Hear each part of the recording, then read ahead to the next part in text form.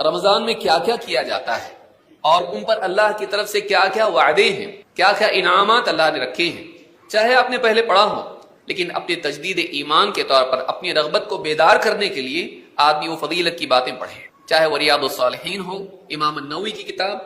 یا اسی طرح سے حافظ منذری کی کتاب ہو الترغیب والترہیب، یا پھر علماء نے جو خاص طور سے رمضان سے متعلق کتابیں لکھی ہیں، اور بہت ساری کتابیں ہیں جن میں رمضان میں کیے جانے والے اعمال کی فضیلت بیان کی ہے، ان کو پڑھے اور ان کی رغبت اپنے اندر پیدا کرے۔ اسی طرح سے رمضان سے متعلق جو اعمال ہیں، روزہ ہے، صوم، یا اسی طرح سے قیام اللیل، یا اسی طرح سے دوسرے جتنے بھی اعمال ہیں، سحری، افطار، روزہ کن چیزوں سے ٹوٹتا ہے، کن سے نہیں ٹوٹتا ہے، اعتکاف کے مسائل کیا ہیں، اور اسی طرح سے بہت ساری دوسرے مسائل کیا ہیں، تراویح سے متعلق مسائل کیا ہیں، ان مسائل کو جانیں۔ یا تو علماء کے خطابات سنیں، آج انٹرنیٹ کے ذریعے سے یوٹیوب پر بہت سارے خطابات ہیں، لیکن معتبر علماء کے خطابات سنیں جو قرآن و سنت کی روشنی میں بتاتے ہیں، جو سلفی ہیں، اہل حدیث ہیں۔ آج قرآن و سنت کا نام لے کے بولنے والے بھی بہت ہو گئے، کیونکہ ان کو معلوم ہے جب تک کہ قرآن و سنت نہیں بولیں گے لوگ سنتے نہیں، لیکن یا تو ان کی حدیثیں کمزور ہوں گی یا پھر ان کا استدلال غلط ہوگا،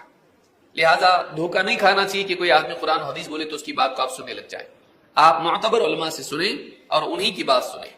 50 قسم کے لوگوں کو آپ سنیں گے کنفیوز ہو جائیں گے، لہذا قابل اعتماد ذرائع سے، قابل اعتماد علماء کی باتوں کو آدمی سنیں اور پڑھے اور اپنے آپ کو تیار کرے۔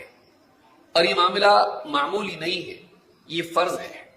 اللہ کے نبی صلی اللہ علیہ وسلم فرماتے ہیں طلب العلم فریضۃ علی کل مسلم،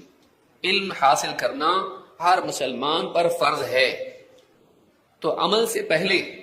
انسان کو چاہیے کہ کسی بھی عمل میں قدم رکھنے سے پہلے اس عمل کے بارے میں معلوم کر لے کہ وہ عمل کیسے کیا جاتا ہے، تاکہ وہ عمل برباد نہ ہو،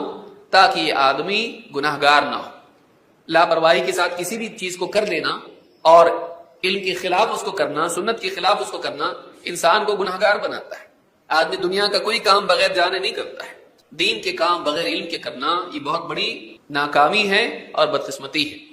تو اس حدیث سے بات معلوم ہوتی کہ علم حاصل کرنا ہر مسلمان پر فرض ہے، اور اس کا سب سے آسان طریقہ کیا ہے؟ علماء سے آپ پوچھیں۔ آپ کو اونٹ پر سفر کر کے جانے کی ضرورت نہیں ہے، آج موبائل فون کے ذریعے سے آپ علماء سے، قریب و بعید کے علماء سے پوچھ سکتے ہیں، بلکہ آپ کے اپنے شہر میں، آپ کے اپنی مساجد میں علماء میسر ہیں، آپ ان سے جا کے دین کے مسائل پوچھ سکتے ہیں۔ اللہ رب العالمین نے حکم دیا ہے، اللہ نے فرمایا فَاسْأَلُوا أَهْلَ الذِّكْرِ إِن كُنتُمْ لَا تَعْلَمُونَ، جاننے والوں سے پوچھو اگر تم نہیں جانتے۔ تو یہ اللہ کی طرف سے حکم ہے کہ اگر ہم نہیں جانتے ہیں تو ہم کو چاہیے کہ ہم جاننے والوں سے پوچھیں، نہ جاننے والوں سے ہم نہ پوچھیں، نیم حکیموں سے ہم نہ پوچھیں، ہم ان لوگوں سے پوچھیں جو واقعی جاننے والے ہیں۔ لہذا یہ پہلی چیز ہے جس کا اہتمام ایک مسلمان کو کرنا چاہیے۔